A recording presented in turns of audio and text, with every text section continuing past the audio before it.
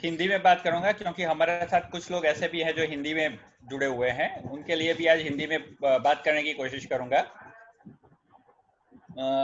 कल हमने जैसे बताया रामायण के बारे में थोड़ी बहुत कल की हाईलाइट वापस रिकॉल कर लेते हैं। कल जैसे हम लोगों ने बताया कि रामायण क्या है, तो बाल कांड सबसे पहला जो कांड है उसका सर्ग 4 उसके श्लोक नंबर 7 में हम लोगों ने बताया था कि रामायण क्या है। तो कि रामायण सीता का आख्यान है, ऐसा वाल्मीकि जी ने अपनी वाल्मीकि रामायण में जो मैंने संदर्भ दिया उस तरह से बताया हुआ है कि रामायण सीता का आख्यान है, नहीं कि राम का या तो फिर राम के वंशजों का या फिर राम की कहानी है। हम लोग जिसका इंटरप्रिटेशन रामवत्तायन करते हैं, तो वो रामवत्तायन नहीं है, रामावत्तायन। राम पुल्लिंग है, रामा स्त्रीलिंग है। अकारांत और अकारांत ग्रामेटिकली अगर संस्कृत में देखे तो ये मेजर फर्क है। 2 दिन पहले मेरी एक भाई से बात हो रही थी, तो वो बोल रहे थे कि संस्कृत अगर नहीं आता है तो भी ये सब चीजें हम लोग इंटरप्रिटेशन कर सकते हैं, रिसर्च कर सकते हैं, साइंटिफिक रिसर्च में आगे बढ़ सकते हैं। बात सही है, लेकिन जब तक ये भेद हमें पता नहीं चलेगा, हम रिसर्च भी क्या सही महीने में आगे बढ़ सकते हैं या नहीं बढ़ सकते हैं वो हमें नहीं पता चलता है। तो मेरे हिसाब से थोड़ा बहुत नॉलेज तो जरूरी है। खाली हम डिक्शनरी और जो कुछ किताबें हैं, 2-4 किताबों का रेफरेंस लेके हम रिसर्च में आगे नहीं बढ़ सकते हैं। उसका ऑथेंटिकेशन हम उतनी सही तरीके से नहीं बता पा सकते हैं, ये मेरा मानना है। तो रामायण यानी जो स्त्रीलिंग है रामा, अकारांत है, तो वो सीता का आख्यान है, नहीं कि राम का आख्यान है। दूसरा, एक सबसे इम्पोर्टेंट जो बात है, वो सबसे इम्पोर्टेंट बात ये है कि जो हम लोगों ने बताया है, लेकिन वाल्मीकि जी ने अपने रामायण को सबसे पहले जो उल्लेख किया है, वो रामायण के बारे में उन्होंने जो नामकरण किया है, that is not Ramayana. Ramayana तो हम लोगों को बाद में पता चला, लेकिन जो राम के जन्म से लेके रावण का वध करके राज सिंहासन पे जब तक बैठते हैं वहां तक के 6 कांड हैं। ओरिजिनल रामायण में 6 कांड वाल्मीकि जी ने लिखे थे, उत्तरकांड बाद में लिखा था। तो ओरिजिनल जो रामायण है उसमें 24,000 श्लोक है, 6 कांड है और करीब करीब 500 सर्ग है। तो ये रामायण का नाम वाल्मीकि जी ने क्या दिया था वो हमारे लिए जानना बहुत जरूरी है। इसका नाम वाल्मीकि जी ने पौलत्स्य वध दिया हुआ था इस रामायण का, और ये वाल्मीकि रामायण के अंदर ये भी उल्लेख किया गया है, चौथे सर्ग में ही इसका उल्लेख है। ये हमारे लिए बहुत आश्चर्य की बात है कि हम जिसको रामायण बोलते हैं वो पौलत्स्य वध के नाम से वो उन्होंने जो श्लोक जनरेट किए थे और उनका जो श्लोक का जो कंपाइलेशन किया था, उनका नामकरण उन्होंने पौलत्स्य वध दिया था। और लवकुश जब आए, लवकुश को उन्होंने ये सिखाया, और राम के अयोध्या में जाके उन्होंने जब ये उसका वर्णन किया, उसके बाद इसको उत्तरकांड ऐड होने के बाद इसका नाम रामायण किया गया है। उससे पहले इसका नाम पौलत्स्य वध था। पौलत्स्य यानी पुलत्स्य ऋषि के पुत्र विश्रवा और उनके पुत्र रावण, यानी पुलत्स्य वंशज जो थे, यानी रावण भी ब्राह्मण थे, नहीं कि राक्षस। राक्षस जैसे मैंने कल बताया था कि राक्षस क्या है, तो कि हम जो 2 सिंग वाले लोगों को समझते हैं, मानते हैं, वो राक्षस नहीं है। राक्षस यानी रक्ष, जो रक्ष करते हैं, रक्षः इति, जो रक्षा करते हैं हमारी, वो सब राक्षस है। और बार बार अगर ये संदर्भ अगर देखे तो राक्षस के बारे में वयम रक्षामः करके एक किताब है आचार्य चतुर्सेन की, जिसके अंदर इसके बारे में बहुत अच्छी तरह से राक्षस के बारे में संदर्भ दिया गया है कि राक्षस क्या है, उनका कुल क्या है। तो राक्षस के बारे में सबसे पहला जो कुल है वो कार्तिकेय जी का जो कुल है वो राक्षस कुल कहा जाता था। कार्तिकेय जी ने जो अपने अनुयायी बनाए थे, या जो कार्तिकेय जी जो इंद्र की या देवों की रक्षा के लिए उन्होंने जिसका गठन किया था, वो कुल को राक्षस कुल कहा जाता था। बाद में उन्होंने सेनापति पद जब त्याग कर दिया था, तो वो कुल का भी उन्होंने समापन कर दिया था। और बाद में रावण ने जब दक्षिण के लोगों को, अगस्त्य जी ने जैसे सिखाया था खेती और पशुपालन, उससे जो आमदनी होती थी और वो आमदनी कुबेर टैक्स के स्वरूप में ले लेते थे, और जो नॉर्थ में वापस माइग्रेट करते थे या ट्रांसफर करते थे, दक्षिण के लोगों के लिए उसका यूज नहीं होता था।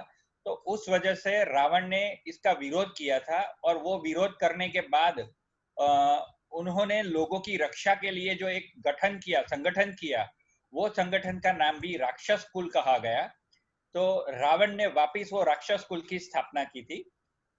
इस तरह से राक्षस कुल का अलग अलग तरीके से हम लोग संदर्भ देख सकते हैं हमारे पौराणिक किताबें और संधानों में, अनुसंधानों में। तो ये रावण की ये जो बातें हैं, ये सारी वो बातें हैं। अच्छा, इसके अलावा कल हमने ये जो अयोध्या के कुछ अलग अलग रामायण के किस्से हैं, वो किस्सों के बारे में भी हम लोगों ने देखा था, सुना था। आज हम वही किस्से थोड़े आगे बढ़ाएंगे। कल रात अनिल जाम्बेकर जी के साथ भी मेरी कुछ बातें हो रही थी। 5 सती और कल हम लोगों ने जो 6 चिरंजीवी की बात की थी, उसमें एक सती की बात मैं आज वहीं से शुरू करूंगा। अहल्याबाई, गौतम ऋषि के पत्नी अहल्या का जो उद्धार किया था, तो वो उद्धार में क्या बात है, क्या कहानी है, वो तो हम सबको पता है। हम लोगों ने ऐसा सुना था कि अहल्या को पत्थर बना दिया था। तो ये पत्थर क्या है, ये कल जाम्बेकर जी के साथ हमारी बातचीत हो रही थी और वही उल्लेख मैं आज वहीं से शुरू कर रहा हूँ। तो अहल्या जी का जो उद्धार किया था, अहल्या जी को पत्थर बना दिया था।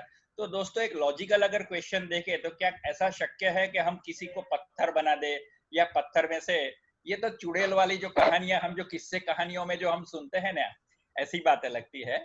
लेकिन इसके पीछे लॉजिक क्या है? कभी एक किस्सा हो जाता है हमारे लाइफ के अंदर, और वो किस्से की वजह से हम लोग शॉक हो जाते हैं, हम लोगों को आघात लगता है। कुछ किस्से ऐसे होते हैं कि जो हम लोगों को आघात देते हैं। तो वो आघात की वजह से क्या होता है कि हम लोग स्ट्रक हो जाते हैं, हमारा थिंकिंग जो है वो बंद हो जाता है, सोचने की पावर या सोचने की शक्ति बंद हो जाती है। तो ऐसी जो घटनाएं जो कुछ होती है लाइफ के अंदर, ऐसी घटनाएं हमें स्टक कर देती है। तो उससे हम पत्थरवश यानी जड़वश हो जाते हैं, हम स्टक हो जाते हैं, कहीं कुछ सोचने समझने की शक्ति नहीं है, और हम एक जगह पे एक कोने में चले जाते हैं, या एक रूम में जाके हम अपने आप को बंद कर लेते हैं। तो ऐसा बोला जाता है कि ये पत्थर जैसा हो गया है आदमी, या ये औरत पत्थर जैसी हो गई है। तो वो एक अनुसंधान या वो एक रेफरेंस ऐसा होता है कि, या तो फिर वो एक सिंबोलिज्म होता है कि ये आदमी पत्थर जैसा हो गया। तो ये सिंबोलिज्म को भी हम लोगों ने उसके बाद ऐसा समझ लिया, या तो फिर हमारे बाद के जो लेखक जो है, उन्होंने रामायण में अहल्या जी को पत्थर, और जब राम का स्पर्श हुआ तो राम के स्पर्श से अहल्या वापिस पत्थर में से इंसान बन गए, औरत बन गए, ऐसा वापिस एक उल्लेख है। राम एक आत्मा है, चेतना है वेदों के अंदर।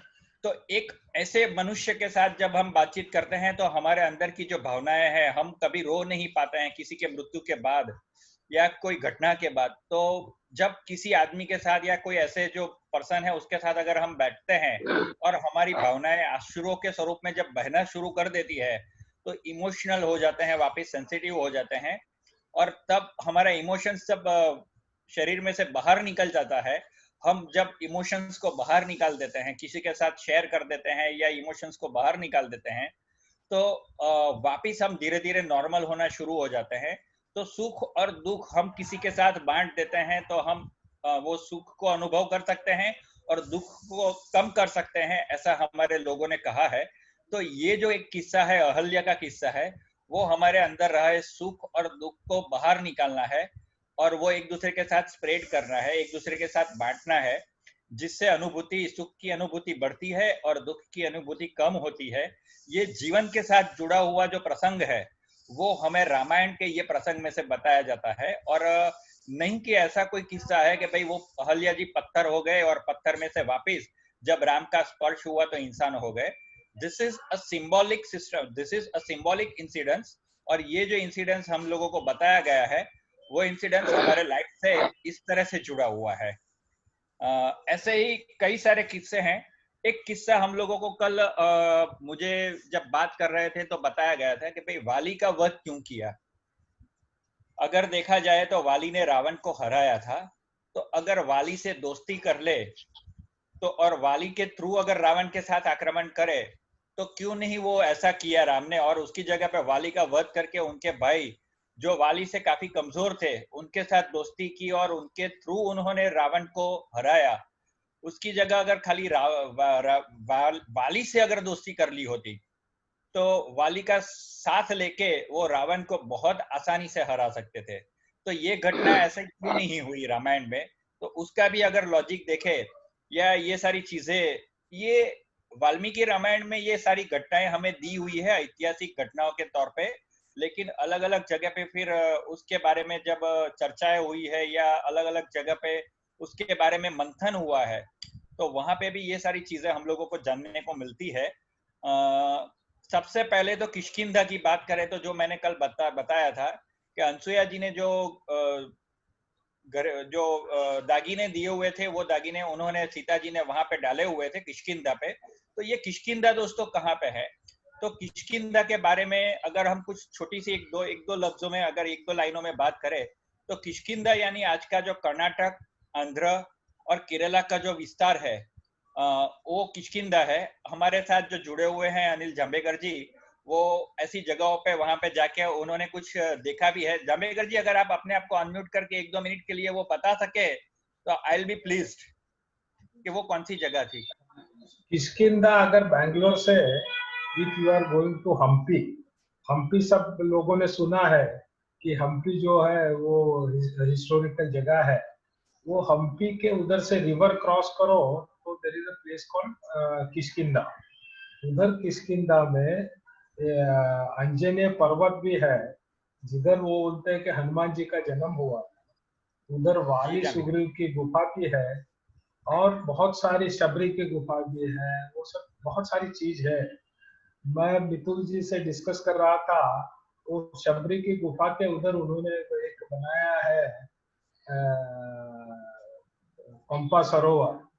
तो वो डाउट हुआ मुझे कि ये कैसा हो सकता है, क्योंकि मैंने उसके पहले एक दूसरा पंपा सरोवर वो आंध्र में मैंने देखा था, शिल्पा श्री जी वल्लभ वो के असली जन्म है। की जगह।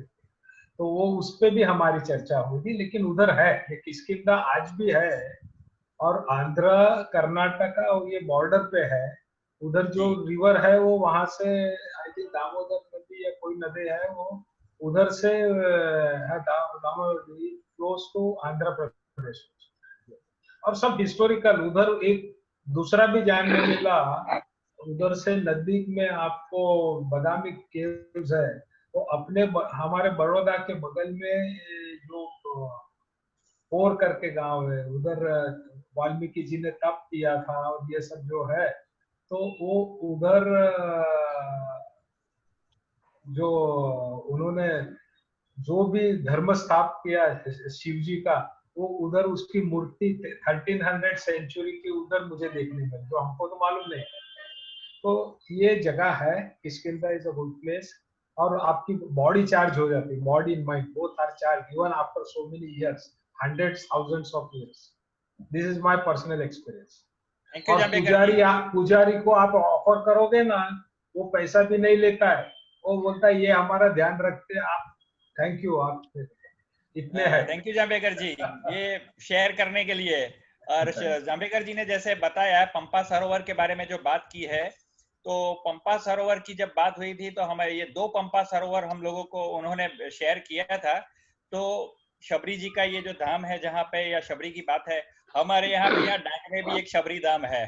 तो ऐसे कई सारे शबरी धाम हमारे पास, ऐसे कई सारे जगह, जैसे श्रीलंका ने अपने अपने किस्से सुना दिए, वैसे हम लोग भी अपने अपने किस्से अपनी अपनी जगहों को पर्यटन डेवलपमेंट के लिए कर लेते हैं। लेकिन सीता जी ने अपने आभूषण जहाँ पे जो डाले थे वो किष्किंधा, यानी जो जांभेकर जी के साथ अभी जो बात की है, वो जगह किष्किंधा है।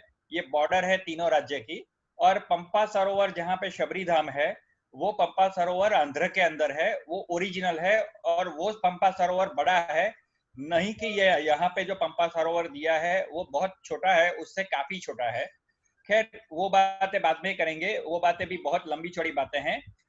इसके अलावा जो हम आगे वाली की बात इसके साथ जो जोड़ रहे हैं, तो वो वाली का जो किस्सा है, वो वाली का किस्सा ऐसा है कि बहुत सालों पहले वाली ने रावण के साथ युद्ध करके उसको बंदी बनाया था।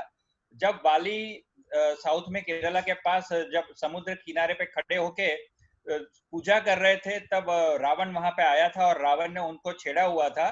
तब वाली ने वो अपनी पूजा खत्म होने से पहले वो परेशान न करे, उस वजह से रावण को अपनी बगल में दबा दिया था, दबोच लिया था। और 1 महीने तक वो अपनी बगल में लेके ऐसे ही रावण को घूमे थे। इतने शक्तिशाली वाली थे, तो ऐसा किस्सा क्यों नहीं हुआ कि भाई वाली को उन्होंने मार डाला और वाली का वध कर दिया और सुग्रीव के साथ किया था। ये पूरा जो रावण के साथ जो किस्सा हुआ था, बाद में रावण एक ऐसा इंसान था कि जिसने वो अपने से बलवान जितने भी लोग थे उन लोगों को अपने दोस्त बना लेता था, जैसे कि शंकर है, वाली है, तो ऐसे कई सारे उनके दोस्त बन जाते थे और उनसे जो कमजोर थे उसके ऊपर वो शासन करता था। ये रावण की नीति थी। तो वाली भी उनका दोस्त, रावण के दोस्त बन गए थे बाद में। और दोस्त बनने के बाद वाली और रावण के बीच में जो मित्रता थी वो इतनी अगाध थी कि अगर राम उनके पास जाते और वाली को बोलते तो वाली ये बताते कि रावण तक पहुंचने के पहले आपको मेरे साथ युद्ध करना पड़ता, और वाली के साथ अगर युद्ध करना पड़ता तो वाली के पास वो वरदान था कि जो भी सामने वाला ओपोनेंट था उसकी अधिशक्ति वाली में चली जाती थी, तो वाली को फेस टू फेस हराना बहुत मुश्किल था।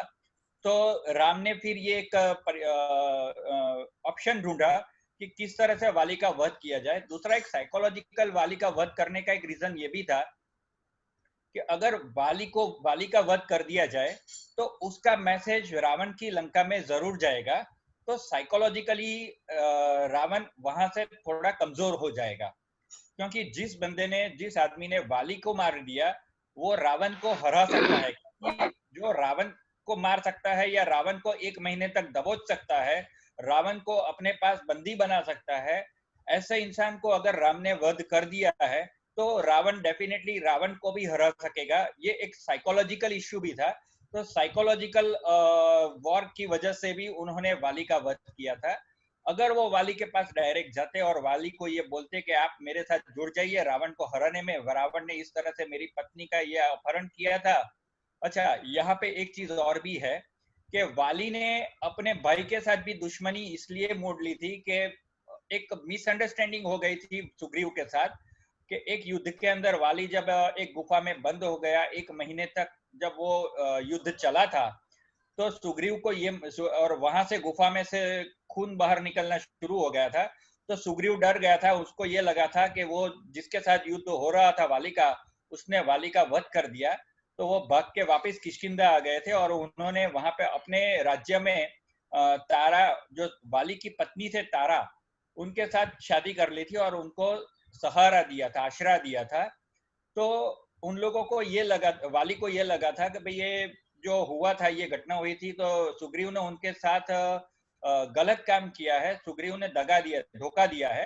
तो वापिस आके उन्होंने सुग्रीव के साथ वापिस युद्ध किया, लेकिन सुग्रीव अपने राज्य छोड़ के भाग गया था। तो वहां पे सुग्रीव से जो अपनी पत्नी थी तारा, उनके साथ उन्होंने वापिस संसार बसाया और सुग्रीव की पत्नी को भी वहां पे उनके साथ उन्होंने साथ में रख लिया था। तो अगर राम वहां पे अगर ये एक साइकोलॉजिकल बात करते कि जैसे आपने अपनी पत्नी के लिए युद्ध किया, तो वो इंसिडेंट्स कहीं पे भी इस तरह से रिकॉर्ड नहीं किया गया है, या उसके बारे में कहीं पे भी कोई बातें कहीं पे भी, लेकिन वाली के साथ इस तरह से अगर इंटरेक्शन होता राम का, तो शायद ये घटना कुछ और होती और शायद ये और होता। लेकिन फिर भी जो दोस्तों एक वहां पे राम और रावण और वाली के बीच में जो दोस्ती थी, वो दोस्ती अटूट दोस्ती थी और वो दोस्ती कहीं पे भी टूटने वाली नहीं थी, ऐसी दोस्ती थी। तो उस वजह से भी रावण से ये वाली के लिए मदद नहीं मांग सके थे। तो एक घटना वाली के साथ जो हुई थी वो इस तरह से भी राम की थी, लॉजिकली। अच्छा, इसके बाद जो युद्ध हुआ, युद्ध के अंदर विभीषण ने आके राम से सलाह मशवरा की और फिर राम के साथ वो जुड़ गए। उनको ये लगा था कि भाई युद्ध के लिए ये जो भी रावण कर रहा है वो अनुचित है। और कंटिन्यू है, आज मैसेज आ रहे हैं मंथन भाई आज के शायद डिस्कनेक्ट हो जाएगा, लेकिन लेट्स सी, अगर डिस्कनेक्ट होता है तो we will generate another link and we can continue. अगर नहीं हाँ होता है तो कंटिन्यू करेंगे। ओके। ओके, तो इसके बाद ये सब वॉर हुआ, वॉर के अंदर भी जो बातें हुई, ये युद्ध हुआ। हम लोगों को दोस्तों ये लगता है कि जो युद्ध हुआ है वो युद्ध हमारे नवरात्रि में, हम 9 दिन की जो नवरात्रि है, उसके बाद नवरात्रि के बाद जो दीपावली आती है, वो दीपावली से पहले की जो नवरात्रि है उसमें हम माता जी की आराधना करते हैं। लेकिन दशहरा यानी कि रावण का वध हम इस तरह से उसको मनाते हैं। लेकिन दोस्तों हमें ये पता ही नहीं है कि रावण के साथ जो युद्ध हुआ था, जो हम सेलेस्ट्राइल इंसिडेंट्स की बातें करते हैं, नक्षत्रों की बातें करते हैं, तो वो नक्षत्र और ये जो कहानियां है उसमें हम लोगों को रामायण में और वाल्मीकि रामायण में स्पेशली वो संदर्भ भी दिया गया है कि चैत्री नवरात्रि में ये युद्ध हुआ था दोस्तों, नहीं कि आसो की नवरात्रि में, दीपावली वाली नवरात्रि में युद्ध हुआ था। ये बात गलत है। और हम लोग ये भी मानते हैं कि दीपावली के दिन राम का राज्याभिषेक हुआ था, तो वो तो उसके बाद 6 महीने के बाद राज्याभिषेक हुआ था राम का। 6 महीने तक वहां पे सजावट और ये सारी जो चीजें हो रही थी, वो सारी बातें हो रही थी, नहीं कि ये 6 महीने तक ये सारी घटनाएं, हम लोग जो सोचते हैं कि 6 महीने तक और भी ये युद्ध चल रहा था और ये सारी कहानियां चल रही थी। चैत्र नवरात्रि में दोस्तों ये युद्ध हुआ था और चैत्री दशहरा के दिन रावण का वध हुआ था।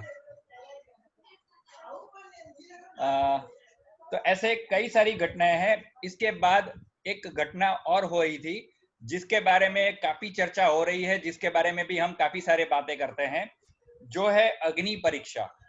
दोस्तों अग्नि परीक्षा क्या है? सीता जी की अग्नि परीक्षा ली गई। हमारे दिमाग में, हमारे मन में भी ऐसे कई सारे सवाल होते हैं कि राम जो एक आदर्श होते हैं, वो आदर्श होके अपनी पत्नी के साथ इस तरह से अग्नि परीक्षा वाली बातें कर सकते हैं क्या? दूसरा, श्रीलंका में ऐसा क्लेम किया गया है कि रावण की मम्मी अभी भी अवेलेबल है। तो ये सारी घटनाएं दोस्तों एक दूसरे के साथ जुड़ी हुई है। तो आज थोड़ी उसके बारे में भी बात करते हैं कि सबसे पहले तो दोस्तों हम ऐसा मानते हैं कि भाई रावण की जो मम्मी है, रावण की जो बॉडी है, वो श्रीलंका के अंदर अभी भी गुफा के अंदर रखी हुई थी और वो बाद में वहां से डिसअपियर हो गई। और श्रीलंकन लोग ऐसा मानते हैं, सिंहल लोग, कि रावण वापिस आएगा और वापस आके वापिस इस दुनिया पे राज करेगा। तो ऐसी कोई बात नहीं है, क्योंकि रावण को तो दोस्तों जलाया गया था। एक ब्राह्मीण कुल का वो वंशज था, विश्रवा और पुलत्स्य ऋषि का वंशज था। तो उनको उस तरह से फिर वापिस जलाया गया था, नहीं कि उसको वहां पे रखा गया था। और युद्ध खत्म होने के बाद दोस्तों अगस्त्य ऋषि वापिस वहां लंका में आए थे और अगस्त्य ऋषि ने उसकी जो भी श्राद्ध क्रिया थी वो पूरी श्राद्ध क्रिया अगस्त्य ऋषि ने करवाई थी। और श्राद्ध क्रिया के दरमियान एक बहुत बड़ा यज्ञ का आयोजन किया था। और वो यज्ञ के अंदर ये 4 साल के लिए जब सीता जी वहां पे रुके हुए थे, जंगल के अंदर, वन के अंदर, अशोक वाटिका में जब वो रुके हुए थे, तो 4 साल तक जो रुके थे, उस वजह से बैक्टीरिया इन्फेक्टेड अगर हो जाते हैं, तो उसका सबसे आसान तरीका क्या है? जैसे अभी हम लोग कोरोना से बचने के लिए बार बार हाथ धोते हैं दोस्तों, हमारे शरीर पे अगर कुछ गर्मी का असर होता है तो उससे ये वायरस का संक्रमण काफी कम हो जाता है। तो उस वक्त पति पत्नी को साथ में मिला के वहां पे एक यज्ञ का आयोजन किया गया था और सीता जी को वो यज्ञ में कंपलसरी बैठना था। राम बैठे या न बैठे, लेकिन सीता जी को वो यज्ञ में कंपलसरी बैठना था। और वो यज्ञ में शरीर शुद्धि कार्य किया जाएगा, ऐसा उनको बताया गया था।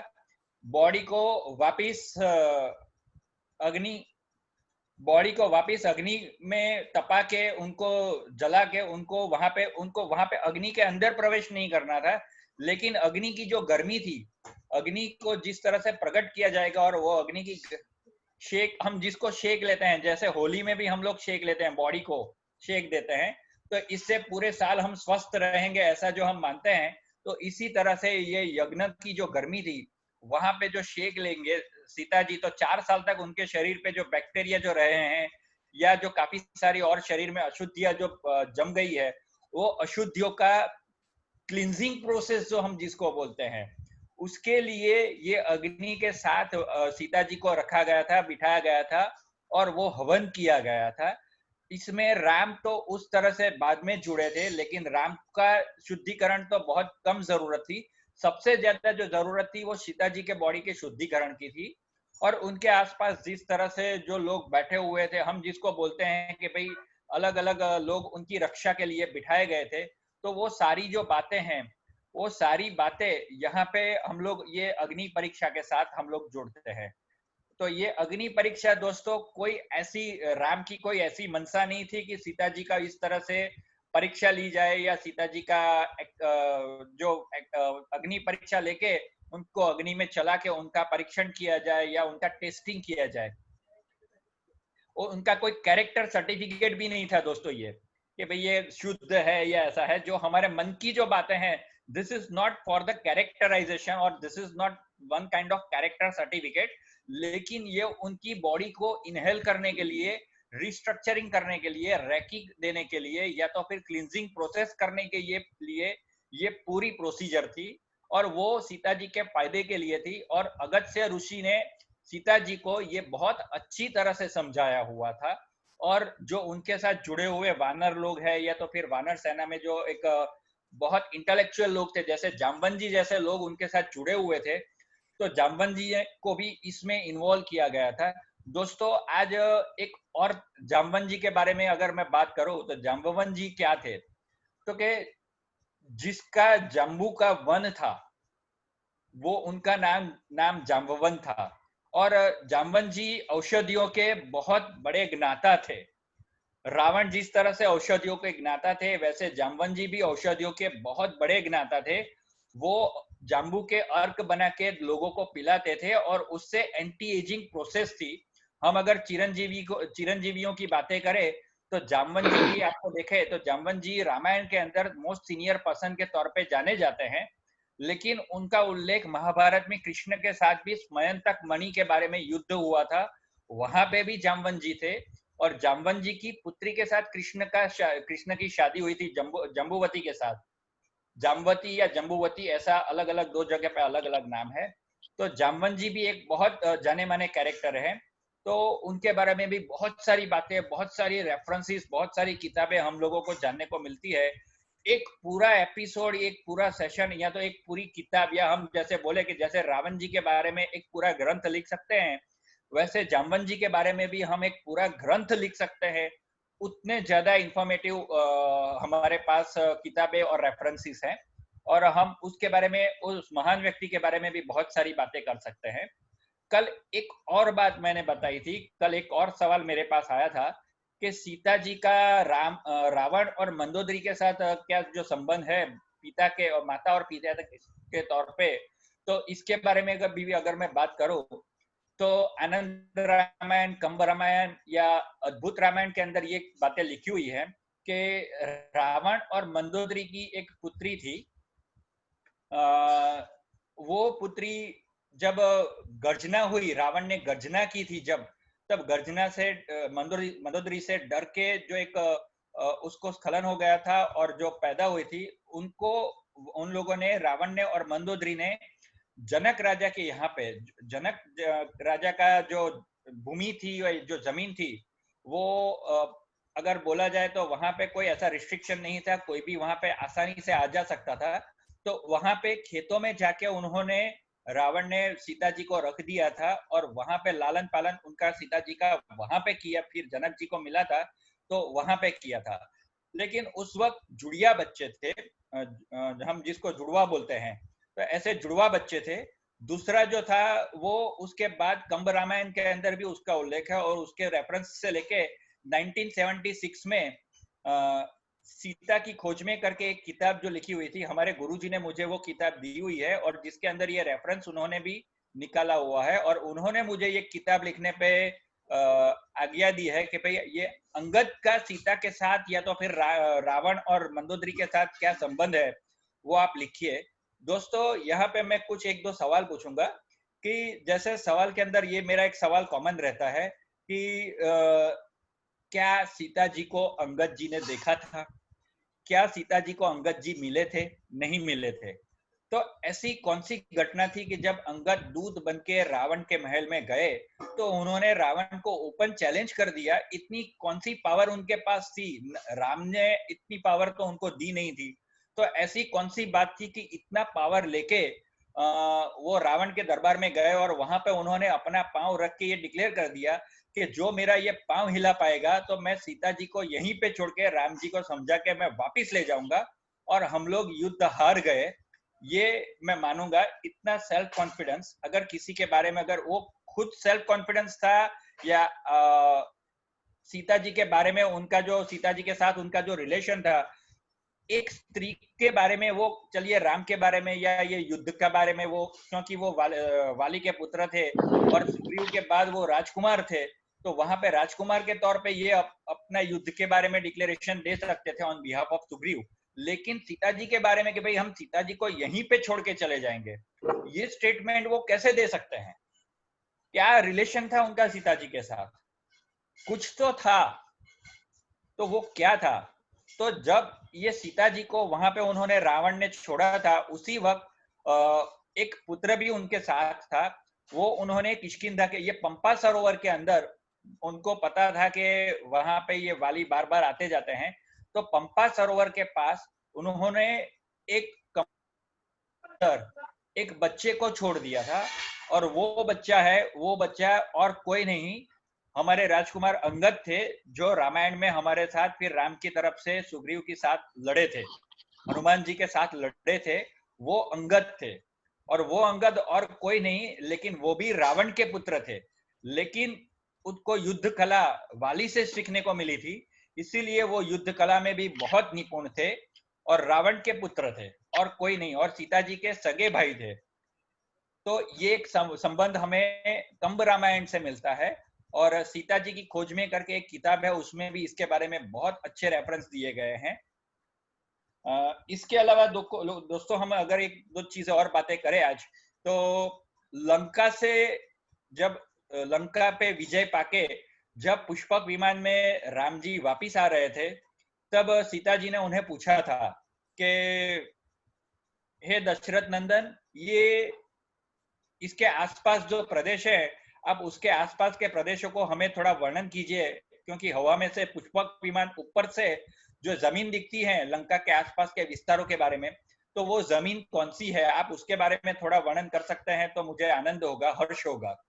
तब राम जी उनको समझाते हैं, बताते हैं कि हम यहाँ लंका से उड़े हैं और लंका से, हम रावण की जो लंका है वहां से निकले हैं, तो उसके राइट साइड पे जो चीजें, जो हमें जो जमीन दिखती है, तो वो जमीन और कोई नहीं लेकिन ये सिंहल द्वीप है, जो लंका का पड़ोसी राज्य है। दोस्तों वापिस मैं बोलता हूँ, ये सिंहल द्वीप है जो लंका का पड़ोसी राज्य है। यानी इससे स्पष्ट संदर्भ वाल्मीकि रामायण से हमें मिलता है कि सिंहल द्वीप और रावण की जो लंका, वो दोनों अलग अलग जगह है, एक जगह नहीं है, जो मैंने पिछले संडे को एक मेरे सेमिनार में भी मैंने बताई थी। और जो रावण की लंका है वो सूर्य सिद्धांत में दिया गया है, पद्म पुराण में दिया गया है, और वाल्मीकि रामायण में भी लिखा गया है कि उज्जैन से जो सीधी रेखा, कुरुक्षेत्र से निकली हुई सीधी रेखा जो उज्जैन को छेदते हुए दक्षिण में जाती है, और जो विषुववृत्त पे एक दूसरे को छेदती है, एक दूसरे के साथ टकराती है,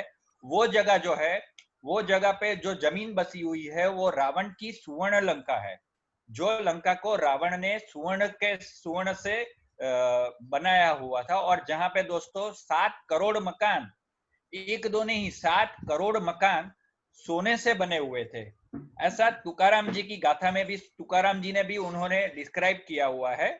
और इसके अंदर दोस्तों तुकाराम जी ने एक चीज और भी बताई है कि वहां पे अलग अलग पत्थर के कितने मकान है, लोहे के कितने मकान है, ताम्र के कितने मकान है, लेकिन इन सब मकानों के साथ एक रेफरेंस और दिया हुआ है कि बीटे बंदी यानी आज हम जिस तरह से ईंटें बनाते हैं, वो ईंटों से बना हुए मकान भी, 7 लाख मकान ईंटों से बने हुए उसमें है, ऐसा उसमें बताया गया है, तुकाराम जी की गाथा में लिखा गया है। वेद पुराण.com करके एक वेबसाइट है, उसके ऊपर तुकाराम जी की गाथा अब अपलोड हुई है। मैंने कल ही दोस्तों इसको वापिस देखा है। मेरे पास जो एक किताब मुझे वापिस मेरे गुरुजी ने जो दी हुई थी, वो मराठी भाषा में थी, तो मैंने मराठी में से भी उसका उल्लेख निकाला हुआ है। और मेरी जो किताब है उसमें मैंने वो किताब का रेफरेंस दिया हुआ है। सुवर्ण लंका करके एक किताब मेरी ऑलरेडी और अमेजोन पे इंग्लिश में अवेलेबल है, उसमें मैंने ये रेफरेंस लिखा हुआ है विद परमिशन ऑफ माय गुरुजी, और वो सारी चीजें मैंने वहां पे रेफरेंस के तौर पे दी हुई है। तो ये जो हम बातें कर रहे हैं सुवर्ण लंका की और सिंहल द्वीप की, अच्छा रामायण के अंदर एक और किस्सा है जहाँ पे सगर राजा के 60,000 पुत्र जो समुद्र का एक्सवेशन करते हैं, समुद्र को पूरा खाली कर देते हैं, वहां पे भी उन्होंने ये रेफरेंस दिया हुआ है अष्टद्वीप की बात हुई है वहां पे। तो ये 8 द्वीप में रामायण के अंदर, वाल्मीकि रामायण के अंदर भी सिंहल द्वीप और रावण की लंका द्वीप, ये 2 अलग अलग द्वीप ऐसा बताया गया है। तो ये द्वीप के बारे में या लंका के बारे में जो हमारा अंडरस्टैंडिंग है या जो हम मानते हैं, वो एब्सोल्युटली गलत है। अच्छा, इसके अलावा अगर कुछ और बातें करें, ये तो रामायण की बातें हो गई, लेकिन रामायण की बातों में से उसके बाद जो लवकुश आए, तो दोस्तों हमें लवकुश के बारे में काफी सारी कहानियां बताई गई है। लवकुश के बारे में हमें ये पता है कि लवकुश अयोध्या गए थे और उन्होंने रामायण का पठन किया था। तो ये रामायण का पठन करने के बाद, जैसे मैंने शुरुआत में बताया, सबसे पहले रामायण का नाम वाल्मीकि जी ने पौलत्स्य वध दिया था। रामायण नाम तो लवकुश जी ने वहां पे जाके जब अपनी माता का आख्यान गाया, अपनी माता जी के बारे में उन्होंने बताया, तो वो सुन के राम जी की आंख में अश्रु आ गए और वो रामायण, तो उसके बाद उसका नाम रामा यानी सीता, सीता का जो अयन किया था वहां पे, तो उसके बाद वहां पे उसका नाम रामायण पड़ा है। अब ये लवकुश, उनका ओरिजिनल नाम रामायण के अंदर उत्तरकांड के अंदर जो दिया गया है, वो लवण, लव का नाम लवण और कुश का नाम अंकुश, वो दोनों भी जुड़वा भाई थे, ऐसा उन्होंने बताया हुआ है। और दोस्तों हमको ऐसा पता है कि वाल्मीकि जी के आश्रम में वो दोनों बच्चों का जन्म हुआ है और सीता जी वाल्मीकि जी के आश्रम में रुके हुए थे। लेकिन वहां से निकल के जब सुमन जी ने उनको वहां पे छोड़ दिया था अयोध्या से बाहर, तो उस वक्त वाल्मीकि जी आए थे, वाल्मीकि जी के साथ वो लोग गए थे और वाल्मीकि जी के साथ एक पुंडरीकपुर करके एक राज्य था, वज्रजंग वहां के राजा थे। वो वज्रजंग जी ने सीता जी को अपनी धर्म की बहन बनाई हुई थी और सीता जी को वो अपने यहाँ पे लेके गए थे, न कि वो पूरे के पूरे समय तक जंगल में बसे थे। और लव और कुश का जन्म भी जो हुआ था वो यहाँ पे पुंडरीकपुर में हुआ था, वज्रजंग जी के महल में हुआ था। सीता जी को उन्होंने बहुत अच्छी तरह से एक अलग महल दिया हुआ था और दास दासियों के साथ उनका वहां पे वो रक्षण करते थे। और सीता जी के साथ जो जन्म हुआ था लवकुश का, यानी कि लवण और अंकुश का जो जन्म हुआ था, वो भी यहाँ वज्रजंग जी के महल में हुआ था, नहीं कि वाल्मीकि जी के आश्रम में। और ये उत्तरकांड में भी दिया हुआ है। और उसके बाद अगर हम देखें तो अध्यात्म रामायण में ये घटना बहुत अच्छी तरह से डिस्क्राइब की गई है कि यहाँ पे हुआ था। तो ये पूरी कहानी जो है, वो पूरी कहानी हम लोगों को कुछ एक अलग तौर से ही, अलग तरीके से ही बताई गई है। अच्छा दोस्तों, इसमें एक चीज और है, हम लोगों को ये पता है कि भाई राम के इतने सारे, राम की पत्नी सीता थी या इन सब के उर्मिला, लक्ष्मण जी के, तो ये अलग अलग बातें हुई थी। तो अलग अलग पत्नियों के बारे में भी हम लोगों को उल्लेख मिलता है, लेकिन कहीं पे दोस्तों, कहीं पे किसी भी जगह पे उसके बाद राम के वंशजों में आगे आगे बातें हुई है, लवकुश के भी वंशज आए, लेकिन लवकुश की शादी के बारे में कहीं कोई जगह पे कोई रेफरेंस नहीं है। हमारे गुरुजी के साथ भी ये सब बातें होती है। जाम्बेकर जी, ये गुरुजी ने भी अभी मुझे पूछा था, लेकिन श्री जी व्यास के थ्रू ये मैंने अभी उनको ये मैसेज पास ऑन किया है। जैन रामायण दोस्तों, जैन रामायण में अभी 3 दिन पहले मुझे वो रेफरेंस मिले हैं, that I am going to share with you first time.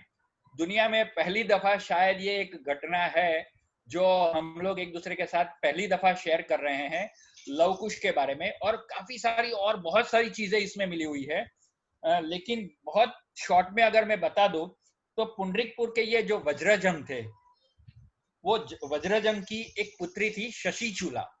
तो लव की शादी ये शशिचूला के साथ हुई थी और वज्रजंग की अलग अलग पत्नियों के थ्रू 32 और बेटियां थी वज्रजंग की शशिचूला के साथ। तो ये सारी बेटियों का लग्न, ये सारी बेटियों की शादी लव के साथ हुई थी। और उसके बाद कुश के लिए जब शादी के लिए लड़कियां ढूंढना शुरू हुआ, तो पृथ्वीपुर, वहां से नजदीक एक पृथ्वीपुर था, वहां के राजा पृथु थे, पृथु 2। तो पृथु की जो पुत्री थी कनक मालिका, वो कनक मालिका के साथ उनकी शादी के लिए न्योता भेजा था, जो पृथु ने इनकार कर दिया था कि भाई इसके फादर कौन है वो हमें पता नहीं है। तब जाके वहां पे ये वज्रजंग जी के जो दूत थे वो गए थे और उन्होंने लव और कुश के बारे में पृथु जी को समझाया था कि ये राम जो हैं अयोध्या के राजा, उनके ये पुत्र है और सीता जी के पुत्र हैं, और वो हमारे यहाँ पे बसे हुए हैं। उनकी शादी के लिए मामा के तौर पे मैं आपको न्योता भेजता हूँ। और बाद में जो शादी हुई थी, एक जगह पे और उल्लेख ये भी है कि उनका पृथु के साथ युद्ध हुआ था, और युद्ध में पृथु को हरा के उन्होंने ये कनक मालिका के साथ कुश की शादी करवाई थी। लेकिन दो अलग अलग रेफरेंस है, लेकिन कनक मालिका के साथ शादी हुई थी, ये एक दूसरा रेफरेंस भी हमें जैन रामायण से भी मिलता है। अच्छा, इसके बाद एक और घटना है कि कंचनपुर में उनकी जो दो पत्नियां, कनक रथ करके जो राजा थे, उनकी दो पुत्रियां थी, मंदाकिनी और चंद्रमुखी। उनके स्वयंवर में भी ये वज्रजंग जी को जब आमंत्रण दिया गया अपने पुत्रों के लिए या उसके लिए, तो वो जो आमंत्रण दिया गया था उसमें भी लवकुश गए थे। उस वक्त अयोध्या में ये लोग बस गए थे, अयोध्या जाके रहते थे। तो अयोध्या में राम को भी आमंत्रण दिया गया था कि राम लक्ष्मण अपने पुत्रों को वहां पे भेजे। तो उसमें भी ये कंचनपुर ये लोग स्वयंवर में गए हुए थे। तब मंदाकिनी करके जो पुत्री थी, उन्होंने लव को वरमाला पहनाई थी। और जो चंद्रमुखी करके जो दूसरी पुत्री थी, उन्होंने कुश के गले में वरमाला पहनाई थी। तो ये शादी के बारे में, लव और कुश की शादी के बारे में भी यहाँ पे हम लोगों को इंफॉर्मेशन मिलती है। ये और दोस्तों और कहीं 300 रामायण है। 300 रामायण में से खाली ये 2 ही रामायण ऐसे है कि जहाँ पे लव कुश के बारे में हमें ये इंफॉर्मेशन मिलती है। जैन शास्त्र या जैन आगम निगम के अंदर हम लोगों को काफी सारे ऐसी किताबें, ऐसे सारे रेफरेंस मिलते हैं। लेकिन दोस्तों, जैन शास्त्रों का रेफरेंस अगर हम ले, तो जैन शास्त्रों में जो हमें रेफरेंस मिले हैं उसका रूट जैन लेखकों ने कहीं पे भी ये नहीं लिखा गया है कि हमें ये चीज, जो ये माहिती हम लोग जो शेयर कर रहे हैं या हमारी किताबों में हमारा ये जो संशोधन है, वो उसका ओरिजिनल रेफरेंस ये किताबें, प्राचीन किताबें हैं। उनके कोई आचार्य ने या उनके महाराज साहब ने या उन लोगों ने जो लिखा है, तो उससे भी हम लोग ये जैन रामायण के अंदर भी ऐसा ही एक रेफरेंस मिलता है। लेकिन इसके अलावा अध्यात्म रामायण में ये रेफरेंस है जो मैंने अभी 3 दिन पहले निकाला हुआ है, which I am going to share with all of you. और ये सारी जो बातें हैं, ये सारी जो किस्से हैं, कहानियां हैं, वो कहीं ना कहीं इस तरह से मैंने ये सारी चीजें शेयर की हैं। दोस्तों, एक दो चीज और मैं बात कर लूंगा। रावण के बारे में अगर मैंने बहुत सारी बातें की है, रामायण के बारे में इतनी बातें की है, और अगर रावण के बारे में नहीं बोलूंगा तो रामायण पूरी नहीं बोली जाएगी। रामायण के अंदर रावण के बारे में जो दोस्तों बात है, तो रावण एक तमिल शब्द है, ऐरावन शब्द है। ऐरावन का जो अपभ्रंश है, संस्कृत के अंदर रावण शब्द का कोई मूल रूप नहीं है। जैसे हम कृष्ण के जो एक बीज मंत्र बोलते हैं, दैट इज क्लीम, वैसे काली का भी बीज मंत्र बोलते हैं क्लीम।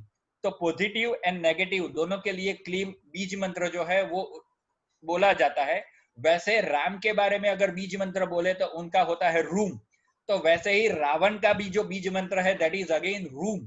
तो that is the positive and negative energy of Ram and Ravan. तो वो एक सिंबॉलिक शब्द है, सिंबॉलिक बातें हैं। मैं उसके अलावा अगर रावण के बारे में एज अ कैरेक्टर अगर बात करूंगा, एज अ पर्सन बात करूंगा, तो अलग अलग ऋग्वेदों के अंदर 32 रावण की बातें की गई है। रामायण के अंदर के अलावा जो रावण है, जैसे अहि रावण है, मही रावण है, दशशीर्ष रावण है, दशानंद रावण है, ऐसे सहस्त्र शीर्ष रावण। एक लंका दोस्तों ऑस्ट्रेलिया को भी बोला गया है। ऑस्ट्रेलिया का जो पुराना नाम था, वो पुराना नाम अस्त्रालय, और बाद में उसको आंध्रालय के नाम से जाना गया है। आंध्रालय के बाद में आंध्रालय और अस्त्रालय, अस्त्रालय यानी जहां पे अस्त्रों को संग्रह किया जाता था, उससे अस्त्रालय नाम दिया गया है। तो ऐसे उसको एक नाम लंका भी दिया गया है। एक रामायण के अंदर जो है वो ऑस्ट्रेलिया को भी लंका बोला गया है। और वहां जो रावण था उसका नाम सहस्त्रशीर्ष रावण था। उस सहस्त्रशीर्ष रावण का वध जो किया था, वो वध जगदम्बा ने किया था। हमारी जो सुवर्ण लंका है उसमें जो रावण था, उसका वध जो किया था वो राम ने किया था। लेकिन इसके अलावा अहि रावण और मही रावण, इनका वध हनुमान जी ने किया था। तो अलग अलग जगह पे अलग अलग, अंडमान निकोबार को भी एक लंका बोला जाता है, और वहां पे जो रावण थे वो रावण का वध लक्ष्मण जी ने किया हुआ था। तो ऐसे अलग अलग कई सारे रावण हैं, और कई सारे जितनी भी टापू हैं जो समृद्ध टापू थे, जहाँ पे हमें समृद्ध औषधि मिलती है, या फिर जहाँ पे हमें आभूषण मिलते हैं, जैसे मोती और खेती होती थी, जहाँ पे मोती की खेती होती थी जिस आइलैंड के ऊपर, तो वो आइलैंड को भी लंका बोला जाता था। तमिल साहित्य संगम में उसके बारे में उल्लेख है। और इसके अलावा बौद्ध तमिल जो बौद्ध धर्मगुरु वहां पे वापिस आए, तो उन्होंने भी इसके बारे में जो बातें की है या जो बताया है, उन सब से भी ये पता चलता है कि लंका मीन्स वन आइलैंड, समृद्ध आइलैंड। और ये सारी बातें और ये सारी हमें अलग अलग रेफरेंस से भी मिलती है। लेकिन दोस्तों, ये सब चीजें आज मैं जो बात करूंगा, अभी जो मेन अहम बात हमारे जीवन से कैसे जुड़े हुए हैं, तो जैसे मैंने अहल्या जी की बात की कि भाई अहल्या क्या है, तो कि एक जड़ता है हमारे मन में, जो एक जड़ता आ जाती है या कुछ घटनाएं ऐसी हो जाती हैं जिससे जड़ता आ जाती है, तो उस जड़ता का हम निराकरण कैसे ले। तो कि राम जैसे एक सेंसिटिव पुरुष के साथ या राम जैसे सेंसिटिव आदमी के साथ या तो उस तरह के लोगों के साथ अगर हम उठना बैठना शुरू करते हैं, हमारी बातें उसके साथ अगर हम शेयर करना शुरू करते हैं या खाली हम उनको सुनते हैं, तो हमारे अंदर जो भावनाएं हैं, हमारा जो प्रवाह है, हमारी जो लागनी है, इमोशंस है, वो बहना अपने आप शुरू हो जाती है। तो उससे वापिस हम एक नॉर्मल कंडीशन में आ जाते हैं, हमें पागलपन के दौरे नहीं पड़ते हैं, और एक जो मानसिक स्थिति है, that is cure of your mental status.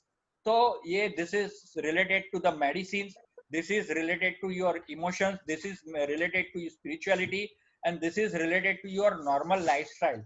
हम अगर अपनी नॉर्मल लाइफस्टाइल में भी जो कुछ ऐसे इंसिडेंट्स हुए हैं, तो ऐसे लोगों के साथ उठना बैठना शुरू करते हैं, वहां से हम नॉर्मल होना शुरू करते हैं, तो दैट इज वन इंसिडेंस। उसके अलावा जैसे कई के साथ अगर हम बातें करें या मंत्रा के साथ बात करें, तो मंत्रा और ताड़का ये दोनों को हम लोग ऐसा समझते हैं कि both are very ugly look, उन दोनों का बहुत अगली लुक है। लेकिन दोस्तों, हमें ये पता ही नहीं है कि जो रामायण में सबसे ज्यादा जो सुंदर स्त्रियों के बारे में वर्णन किया गया है, तो वो दोनों सुंदर स्त्रियों में ताड़का और मंथरा ये पहले दूसरे स्थान पे आते हैं, मंदोदरी जी तीसरे स्थान पे जाते हैं और सीता जी चौथे स्थान पे जाते हैं। वाल्मीकि जी ने क्रमबद्ध तरीके से जिनका वर्णन किया है, तो उसमें ये दो स्त्रियों का रूप जो वर्णन किया है, तो वो रूप के बारे में उनको पहला और दूसरा क्रम दिया हुआ है, जो हमें पता ही नहीं है। तो ये जो एक सुंदरता है, वो खाली शरीर की सुंदरता के बारे में बात नहीं की गई है, वहां पे वो मन से भी उतने सुंदर थे।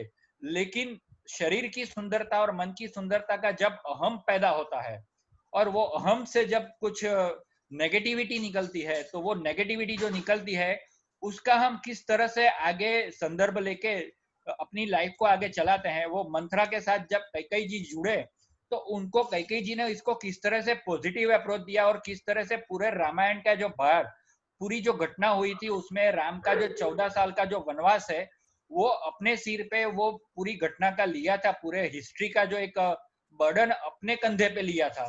तो that was the positivity of Kaikeyi ji. उन्होंने मंथरा के साथ रहते हुए, नेगेटिविटी के साथ रहते हुए भी वो किस तरह से अपने साथ लिया था, वो कहानी हमें इससे सीख मिलती है। तो ऐसे कई सारे घटनाएं, कई सारे ऐसे इंसिडेंट्स है, एक एक घटना हमें एक एक ऐसी पॉजिटिव बातें सिखाती हैं। पूरा जो रामायण का जो पाठ्यक्रम है, ये 2 दिन के अंदर जो मैंने ये जो पूरे पाठ्यक्रम के बारे में बातें की, इंसिडेंट्स के बारे में बातचीत की, वो पूरे पाठ्यक्रम से दोस्तों हमें एक ही चीज जानने को मिलती है कि वो किस तरह से हमारे लाइफ के साथ जुड़े हैं, हम हमारी लाइफ किस तरह से आदर्श, सिस्टमेटिक, डिसिप्लिनरी वे में और किस तरह से हम आगे बढ़ाए। दोस्तों, इसके अंदर एक चीज और बताता हूँ कि हम लोगों को ऐसा बताया गया है कि भाई अयोध्या में कोई एक बंदे ने ऐसा बोला, सीता जी के बारे में बोला था कि भाई वो कहाँ किसी और के साथ रह के आए हैं, और इस वजह से राम जी ने उनको वहां से निकाल दिया। एक्चुअली वो बात नहीं है। सही बात ये थी कि जब भी हम लोगों ने कल भी बात की थी कि जैसे राम का जन्म हुआ था वो कौशल में हुआ था, उसी तरह से सीता जी जब प्रेग्नेंट थे, तो राम जी ने उन्हें अपने मायके में जनकपुर नहीं भेजा था, लेकिन उनके भाई वज्रजंग के यहाँ पे भेजा था। और वज्रजंग के यहाँ पे लव और कुश का जन्म हुआ था, और फिर उनका जो शिक्षण प्रशिक्षण जो हुआ था, वो भी वाल्मीकि के थ्रू वहीं पे हुआ था। और जब ये पूरा शिक्षण खत्म होने के बाद जब वापिस आने का समय हुआ था, तब सीता जी ने देह त्याग किया था। और उस वक्त ये दोस्तों शादी के बाद लव और कुश दोनों की शादी हुई थी। उसके बाद नहीं कि बाल स्वरूप में लव कुश थे और उन्होंने लंका में आके, अयोध्या में आके उन्होंने रामायण का गान किया था, लेकिन जब शादी हो गई और शादी होने के बाद वो लोग अयोध्या में आए थे और अयोध्या में सीता का आख्यान उन लोगों ने किया था, और सीता जी का आख्यान करने के बाद राम ने उनको अपने साथ रख लिया था, और उसके बाद उनका वहां पे रहना हुआ था शुरू। नहीं कि बाल स्वरूप में वो लोग वहां पे आए थे तो बचपन से वो लोग अयोध्या में रहते थे, ऐसा नहीं था। प्रशिक्षण खत्म हुआ, प्रशिक्षण खत्म होने के बाद उनकी शादी हुई और शादी होने के बाद वो अयोध्या में आके बसे थे। तो ये भी सारी जो कहानियां, ये जो किस्से हैं, वो हम लोगों को कहीं ना कुछ शिक्षा देते हैं।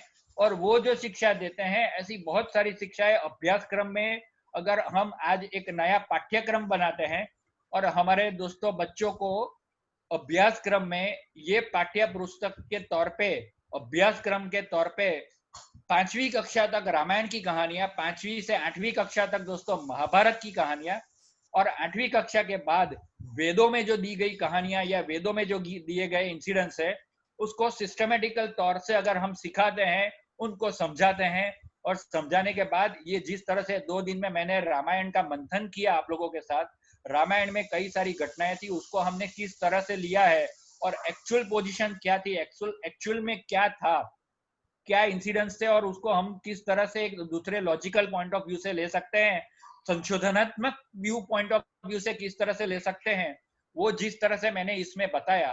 तो ये 8वीं कक्षा के बाद हम बच्चों को वेदों के जरिए ये सारे जो किस्से कहानियां या पुराणों में जो बातें हैं, पुराण को दोस्तों हम आगम कहते हैं। और आगम क्या होता है, तो कि वेदों से पहले जो चीजें थी या जो था, उसको हम आगम बोलते हैं, और वेदों के बाद जो चीजें थी उसको हम निगम बोलते हैं। आगम के अंदर दोस्तों क्या है, तो कि ये किस्से कहानियां है, वो किस्सों कहानियों में क्या विज्ञान छुपा हुआ है, वो विज्ञान को उसके बाद ऋषि मुनियों ने वेद के जरिए हमारे समक्ष उपस्थित किया, और उसका जो इंटरप्रिटेशन है, उसका जो एक्सप्लेनेशन है, जिसको हम कमेंट्री बोलते हैं, वो कमेंट्री उसके बाद निगम के अंदर दी हुई है। ये एक बहुत मिसअंडरस्टैंडिंग है हमारे लोगों में कि भाई ये सारी चीजें किससे कहानियां हैं, माइथोलॉजी है, लेकिन this is not the thing. ये भी एक क्रमबद्ध तरीके से हमारे पास आती है कि पहले पुराण, उससे विज्ञान जो उसमें से निकला वो वेद, और वेदों में से निकला हुआ विज्ञान, उसकी जो कमेंट्री है दैट इज निगम, यानी कि आरण्यक, ब्राह्मण ग्रंथ, उपनिषद, ये सब जो चीजें हैं दैट इज कमेंट्री। और वो उसके अंदर एक एक कमेंट्री के बारे में अगर हम देखें, या एक एक ब्राह्मण ग्रंथ या आरण्यक देखें, तो that is the syllabus of our education in that era.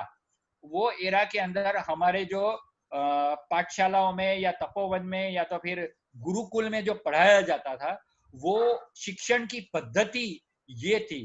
तो दोस्तों आज हमें भी इसी तरह से 5वीं कक्षा तक ये पुराण और रामायण की कहानियां, 8वीं कक्षा तक कुछ और पुराण, भगवत पुराण और महाभारत की कहानियां, और उसके बाद इसका इंटरप्रिटेशन अगर हम सिखाते हैं, मंथन करना सिखाते हैं, तो दोस्तों वापिस सनातनता वापिस आके आएगी। आज इतने सालों तक मुगल ने शासन किया, उसके बाद अंग्रेजों ने और अलग अलग विदेशियों ने जब हमारे ऊपर शासन किया, करीब करीब हम 1000 साल अगर इसका गिने, तो 1000 साल के अंदर हमारी जो शिक्षण प्रथा थी वो धीरे धीरे नाश होती चली गई थी। दोस्तों इंडिपेंडेंस, इंडिया, हम इंडिपेंडेंट हुए उसके 17 सालों के अंदर वो सनातनता, वो सारी चीजें वापिस धीरे धीरे आज सिर उठा रही है।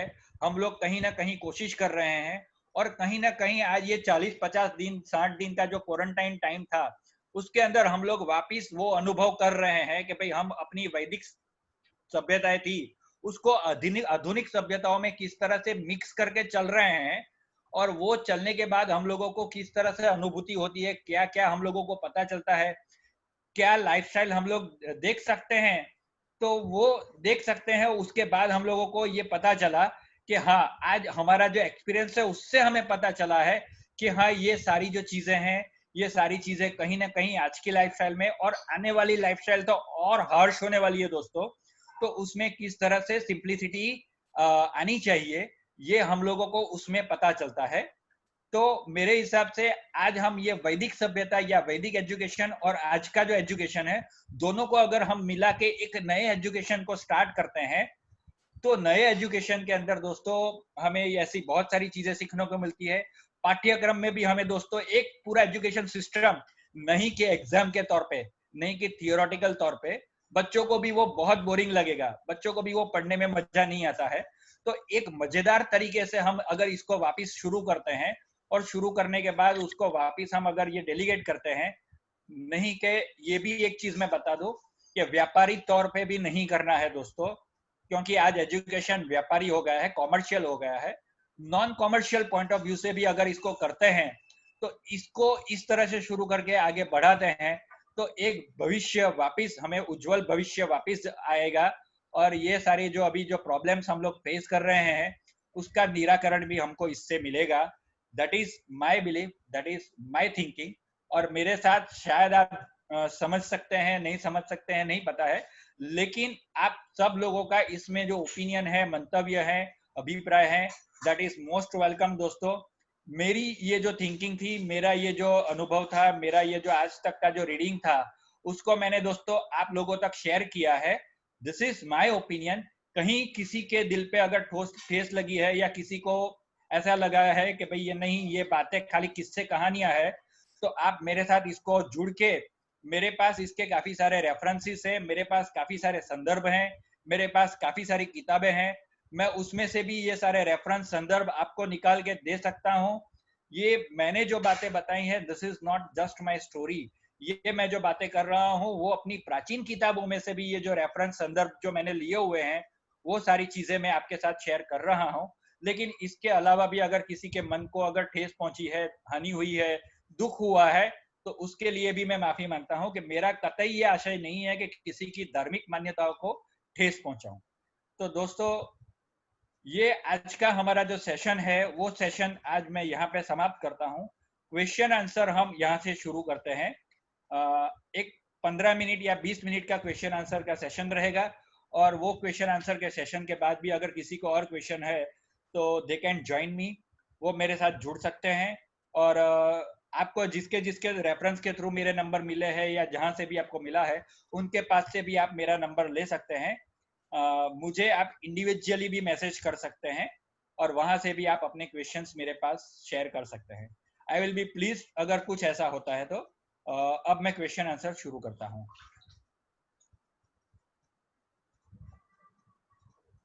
ओके, अग्रवाल साहब, थैंक यू सबसे पहले आपका एक्सप्लेनेशन के बारे में जो मिला है। Jyotiben, super, thank you. Jyotiben is my sister again. Jambekar ji, what is reference of Thailand Bangkok Suvarna Bhumi in Vedas and reference? उसके बारे में आज जो 6 बजे मेरा एक जो सेशन है, सेमिनार है, उसमें ये सुवर्ण भूमि अलग अलग कितनी थी और क्या है, इसके बारे में मैं बताने जा रहा हूँ। लेकिन थाईलैंड के रामायण के अंदर भी इसके बारे में लिखा गया है, and that is also referred as Suvarnabhumi. बहुत डिटेल में बात नहीं कर सकते हैं अभी, क्योंकि उसके बारे में भी जो गुरुजी ने जो मुझे बताया था, it is again a one independent session. तो बहुत बड़ी बातें हैं, बहुत ज्यादा बातें हैं, और वो रेफरेंस के बात करेंगे, दैट विल बी बेटर। तो मुझे ये लगता है कि ये सुवर्ण भूमि के बारे में अगर रेफरेंस के बात करेंगे, तो वो हम बहुत ऑथेंटिकली जा पाएंगे। तो एक सेमिनार, ये पूरा लॉकडाउन अगर खत्म होता है या लॉकडाउन रहेगा, तो नेक्स्ट सेशन जामेकर जी इसके ऊपर डेफिनेटली रखेंगे। ये मेरी खुद की दिल की ख्वाहिश है। दुनिया में सुवर्ण भूमि बहुत जगह पे है, और रावण ने सोने की लंका में सोना कहां से लाए हैं, तो उसके बारे में भी बहुत सारी चीजें हैं। एक चीज मैं ये बताना चाहूंगा कि थाईलैंड के अंदर या बैंकॉक के आसपास एक अयोध्या है, तो वैसे वहां पे सूरत और तापी नदी भी वहां पे है, उसके बारे में भी बातचीत करनी है। तो वो सारे रेफरेंस के साथ बात करेंगे, और वो जियोलॉजिकली कैसे कंस्ट्रक्ट हुआ वो भी शेयर करनी है। तो एक सेपरेट सेशन करेंगे, उसके अंदर ये सारी बातें हम कवर करेंगे। जामेकर जी, थैंक यू। ओके, विनय भाई, question 1, was Angad ji aware that Sita ji is her sister when he came in front of Ravan in Sri Lanka? Yes, he was aware. Jamvan ji इसके बारे में बहुत अच्छी तरह से जानते थे, और जामवन जी ने इसके बारे में बताया था। Ram ji was also aware with that kind of situation. Ramji was aware about Sita Haran that Ravan will come and take Sita ji away. Sita ji को कल मैंने ये एक बात कही थी विनय जी कि that was plan B, plan A कुछ और था, प्लान बी के तौर पे अगर रावण आएंगे, और रावण वो भी जानते थे कि रावण जो थे वो सीता जी के फादर थे, तो वो सीता जी को इस कंडीशन में नहीं सहन कर पाएंगे, तो उस वजह से उन्होंने सीता जी को वहां पे अपहरण करके रखा हुआ था। सीता जी को उन्होंने वहां पे जो रखा हुआ था, तो वो सीता जी को रखने के बाद उन्होंने पूरे ऐशो आराम सारी चीजें सुंदरवन में दी हुई थी, और अशोक वाटिका में भी दिया हुआ था, उसके बाद सारी सुविधाएं उनको दी गई थी।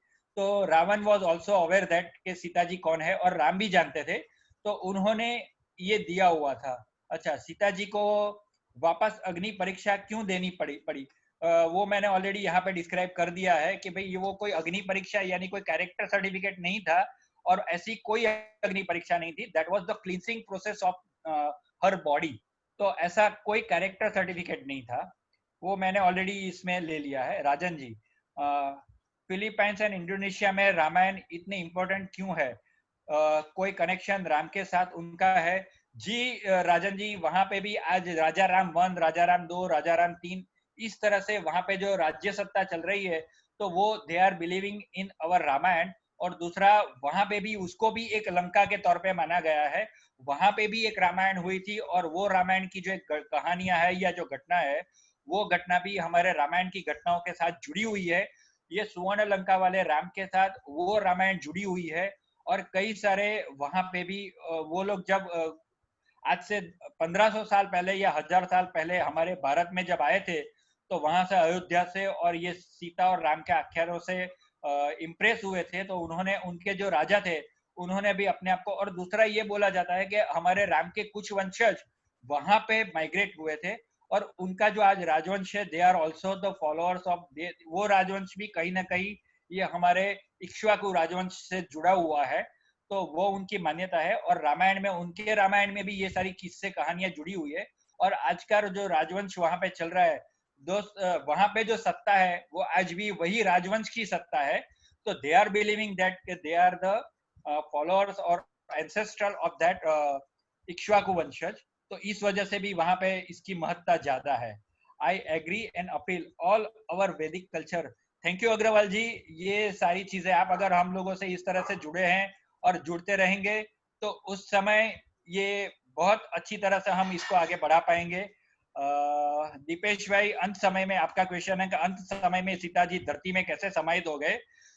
दोस्तों, एक ये भी एक रॉन्ग इंटरप्रिटेशन है कि जमीन फटी और सीता जी उसमें चले गए। हमारे इक्ष्वाकु वंशज या क्षत्रिय राज्यों में, क्षत्रिय धर्मों में देह त्याग के बाद उनको जमीन में दफनाया जाता था।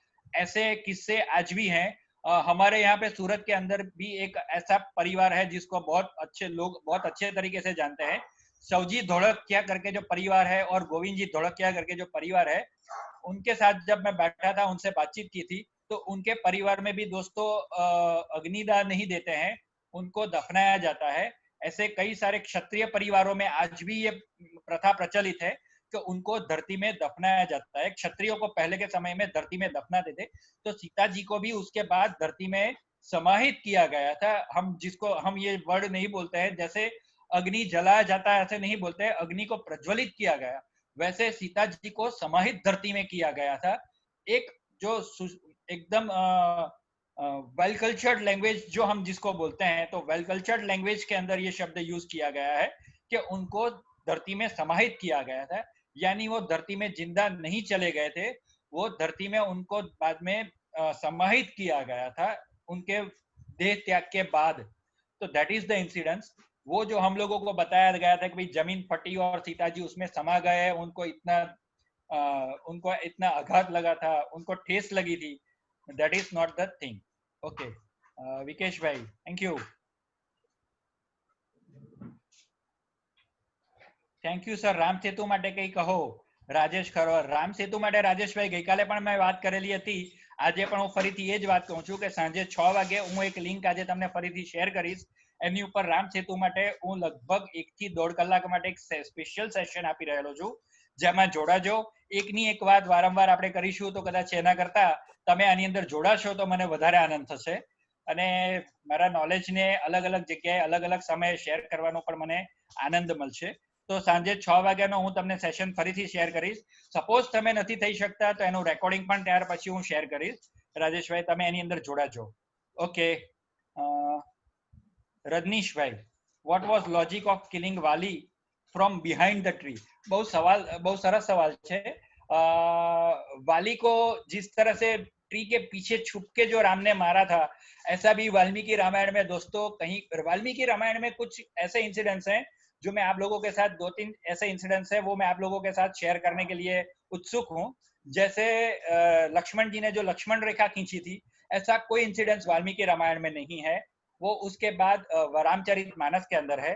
राम ने इसके पीछे छुप के वाली को मारा था, ऐसा भी कोई इंसिडेंस नहीं है. सुग्रीव के साथ युद्ध चल रहा था, तब सुग्रीव के थ्रू ये उन्होंने वाली के साथ, जब युद्ध चल रहा था तो उन्होंने वाली के साथ ये एक मैसेज पास ऑन करवाया था कि इस वक्त सुग्रीव के साथ मैं भी युद्ध करूंगा और सुग्रीव के सामने रह के आपको तीर से मैं आपके ऊपर हमला करूंगा. ऐसा राम जी ने वाली के ऊपर मैसेज पास ऑन करवाया था, दूत भिजवाया था और वो दूत के साथ इस तरह से बात कहलवाई थी.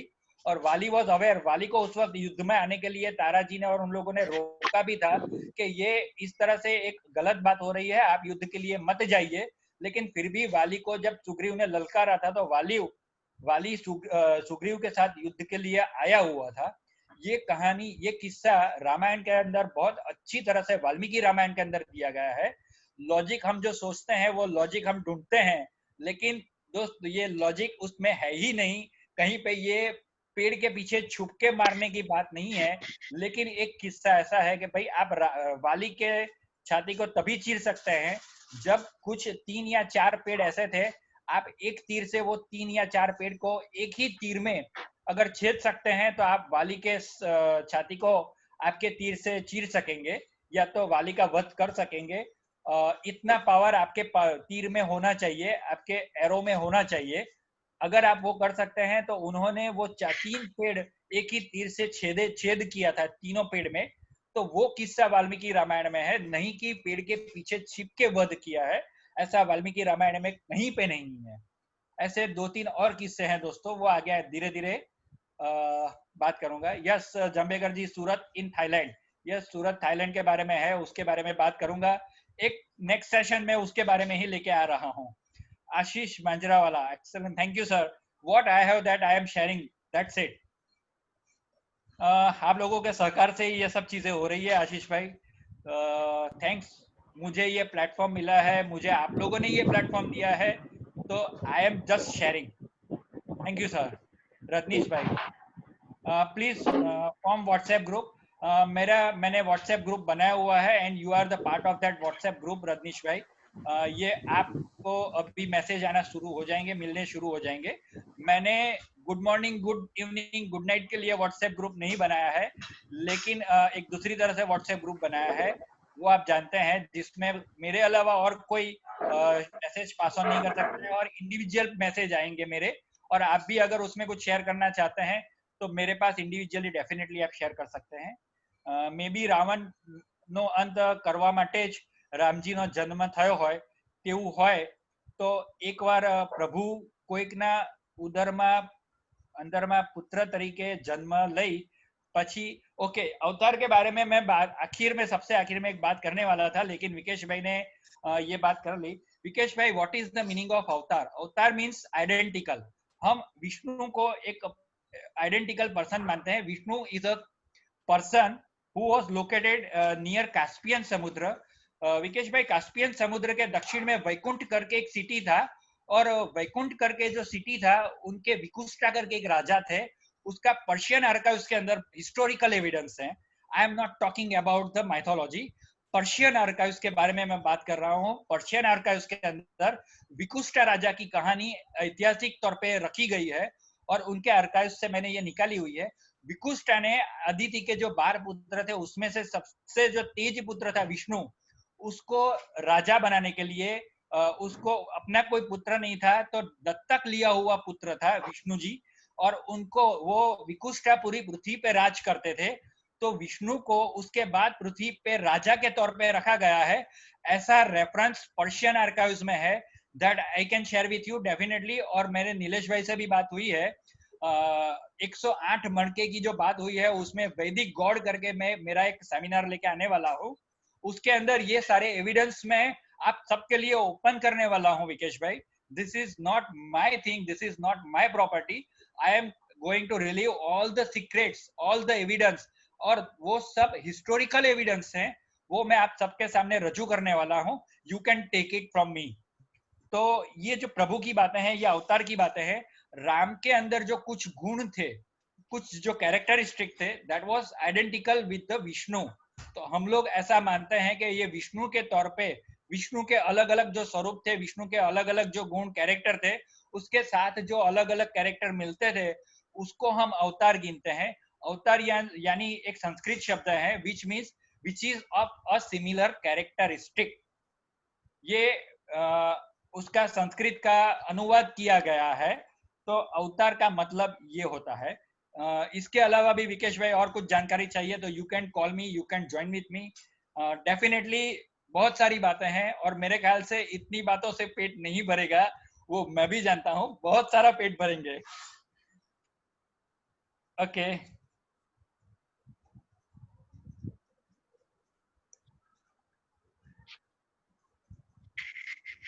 વિકેશભાઈ કંઈક કબીરપંથીઓ પાસે પણ કંઈક લખવા જઈ રહેલા હતા। કબીરપંથીઓ પણ આ રામાયણના અમુક લોજિકને બધાને ડેફિનેટલી એ આપણે ચાલો ઇન્ડિપેન્ડન્ટલી શેર કરીશું।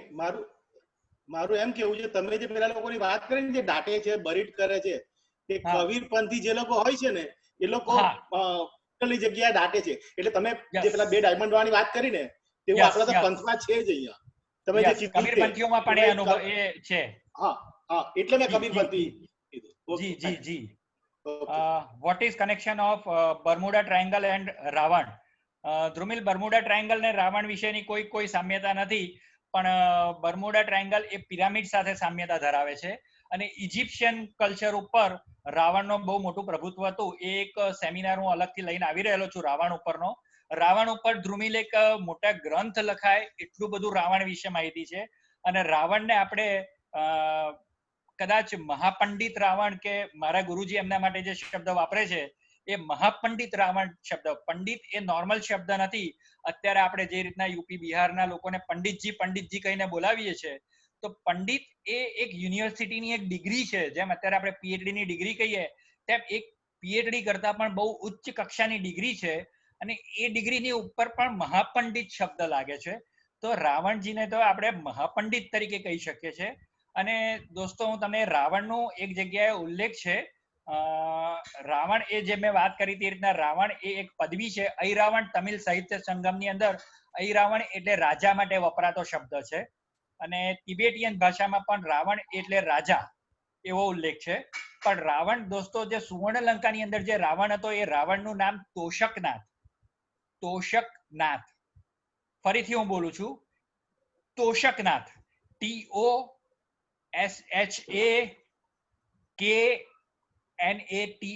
તોષકનાથ।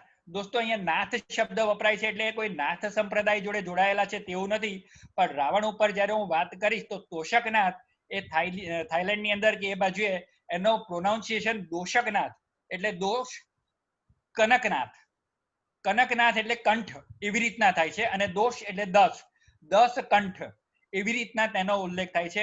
એટલે 10 કંઠનું જે અપભ્રંશ છે તે પણ એક દોષકનાથ તરીકે કે તોષકનાથ તરીકે થઈ શકે છે। એટલે થાઈ રામાયણની અંદર આને તોષકનાથ તરીકે ઉલ્લેખ કરવામાં આવેલો છે। પણ તોષકનાથ એ નાથ સંપ્રદાય સાથે દોસ્તો ક્યાંય કોઈ મળતું શબ્દ નથી, એટલે એ રીતના પણ એનો પાછો મિસઇન્ટરપ્રિટેશન નહીં કરતા please. Okay, thank you Mitulbhai for seminar. Kruti Chapaneria, Krutiben thank you. એમણે ઇન્ડિવિજ્યુઅલી પ્રાઇવેટમાં મેસેજ કર્યો છે। અગ્નિ પરીક્ષા જો થઈ તો સીતાની છાયાથી અકોર્ડિંગ ટુ માય ગુરુદેવ, અચ્છા, એટલે છાયાની ને એ બધી જે વાતો આપણે કરીએ છીએ કે ભાઈ એ એક સ્વરૂપ જે હતું કે જ્યારે સીતાજીનું અપહરણ થયું, તો હું એક અધ્યાત્મ રામાયણની જો વાત કરું તો અધ્યાત્મ રામાયણની અંદર આ છાયાની ને બધી જે વાતો છે તે અધ્યાત્મ રામાયણની અંદર કૃતિબેન આપવામાં આવેલી છે। પણ હું વાલ્મીકી રામાયણની અત્યારે એક ઐતિહાસિક ગ્રંથ તરીકે કે એક ઇતિહાસ કે એક માઇથોલોજી નથી કે એક સ્પિરિચ્યુઅલ પોઈન્ટ ઓફ વ્યૂ થી એની વાત નથી કરવા માંગતો. અધ્યાત્મ રામાયણની અંદર કૃતિબેન ચોક્કસ રીતના એની અંદર આ રીતની વાતો છે કે છાયા સ્વરૂપ. એ તો કૃતિબેન એવું છે કે મારું ને તમારી પણ જે છાયા છે એ શરીરની સાથે ને સાથે જોડાયેલી હોય છે. જ્યારે શરીર નાશ પામે ત્યારે છાયા આવે છે, અને એ છાયા કેવી રીતના ઇન્ડિપેન્ડન્ટલી યુનિવર્સમાં એક્ઝિસ્ટ કરે છે, તો કે એના માટે વેદોની અંદર સીતા અને રામ, રામ એટલે આત્મા અને સીતા એટલે ભૂમિ. ભૂમિ હંમેશા છાયા ભૂમિ સાથે જોડાયેલી રહે છે, એટલે ભૂમિને છાયા તરીકે ઉલ્લેખ કરવામાં આવેલો છે. એવી રીતનો આ એક ઉલ્લેખ વેદોમાં પણ આપણને વારંવાર કરવામાં આવેલો છે, અને ત્યાર પછીના ઉપનિષદોની અંદર તેનું ઇન્ટરપ્રિટેશન એવી રીતના થયેલું છે. વેદોની અંદર 4 વખત રામ શબ્દ આવે છે ઋગ્વેદમાં, અને 4 વખત રામ કે આત્મા કે સ્વરૂપ કે એવી રીતના કરવામાં આવે છે. અધ્યાત્મ વાતો હું અત્યારે કદાચ નહીં કરું. હું કોઈ ગુરુદેવ કે એ કક્ષાનો વ્યક્તિ નથી, એટલે કદાચ એમની જે માન્યતા કે એ જે વાતો છે એ અધ્યાત્મ કક્ષાએ મારા કરતા ઘણી ઉચ્ચ કક્ષાની હશે. એટલે હું એટલો તો ઉચ્ચ કક્ષાએ હજુ નથી, પણ હા, એક પુરુષ તરીકે કે એક ઐતિહાસિક રેફરન્સ તરીકે કે એઝ એન આર્કિયોલોજિસ્ટ હું જે વાતો કરું છું તે મેં અહીંયા તમારી સમક્ષ રજૂ કરેલી છે. પણ ક્યાંય તમારા ગુરુદેવની કોઈક માન્યતાઓ સાથે કે વાતો સાથે જો ક્લેશ થયો હોય તો હું એમની માફી પણ માંગી લઉં છું. કૃતિબેન, માફી માંગશો મને, અને માફી માંગી લેજો મારા તરફથી. Okay, thank you. એક નંબર ઉપરથી આવેલું છે હાર્ડવર્ક માટે, થેન્ક યુ. મારા વખાણ નહીં કરો, થેન્ક યુ. નવલભાઈ, તમારો નંબર, મારો એક નંબર હું તમને શેર કરીશ છેલ્લે. તમે મને તમારો નંબર શેર કરી દેજો એની ઉપર. હું અહીંયાથી કદાચ નહીં લઈ શકું. મારો એક નંબર હું છેલ્લે ફરીથી એકવાર ટાઈપ કરીશ અને એની અંદર લખી દઈશ ग्रुप अंदर. दीपक भाई खन्ना, आप मेरा नंबर साथ में ऐड कर लीजिए, मेरा नंबर मैं बाद में ऐड करूंगा, आप उसमें मुझे एक मैसेज कर दीजिए, डेफिनेटली आपका नंबर व्हाट्सएप के अंदर ऐड हो जाएगा. थैंक यू विकेश भाई, नवल भाई, महानुभाव पंथમાં પણ જમીનદા, યસ, મહાનુભાવ પંથની અંદર પણ એટલે ઘણા બધા એવા અનુભવ છે. Thank you કૃતિબેન.